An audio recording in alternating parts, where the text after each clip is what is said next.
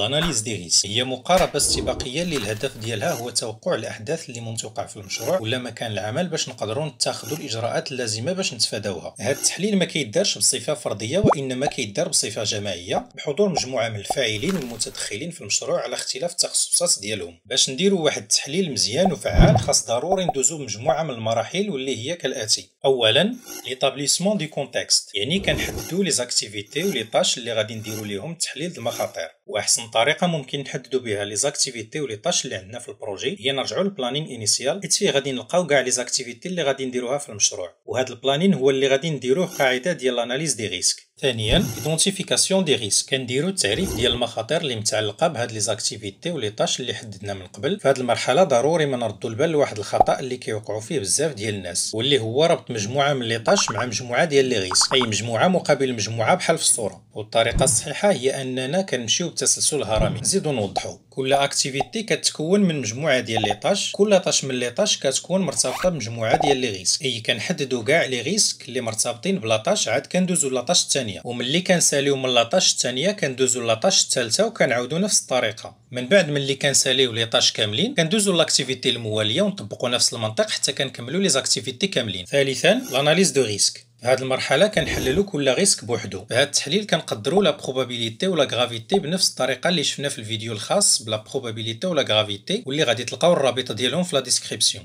من بعد كندوزو للتحديد ديال لا كريتيسيتي، واللي هي ببساطه القيمه ديال لا بروبابيليتي مضروبه في لا غرافيتي. هاد القيمه اللي كتعطينا بها كنصنفوا لا كريتيسيتي ديال الريسك واش إلفي ولا موين ولا باس، وهاد العمليه كنديروها بالمساعده ديال لا ماتريس دو كريتيسيتي واللي كنكونوا حددنا فيها مسبقا الحدود ديال كل صنف، وبها كنتاخذوا القرار بخصوص هاد الريسك اللي حنا كندرسوه واش هو اكسبتابل ولا اناكسبتابل.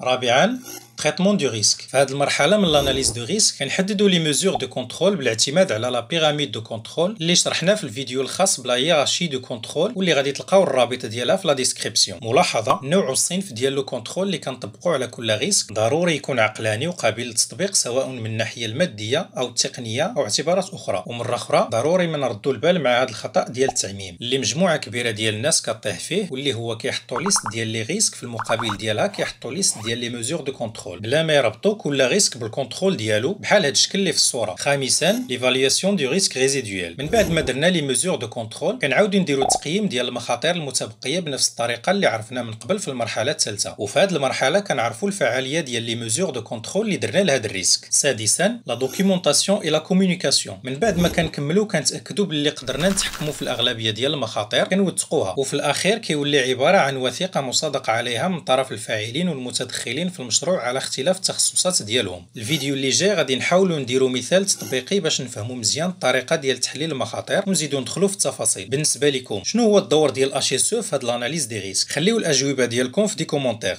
الى عجبكم المحتوى ديال الفيديو ما تنساوش تبارطاجيوه، ديروا جيم وتابوناو في القناه باش يوصلكم الجديد نتوما الاولين. ومن طبيعه الحال الملاحظات ديالكم مهمين بزاف في تطوير المحتوى ديال القناه، ولهذا فضلا وليس امرا خليو الملاحظات ديالكم في المكان الخاص بالتعليقات.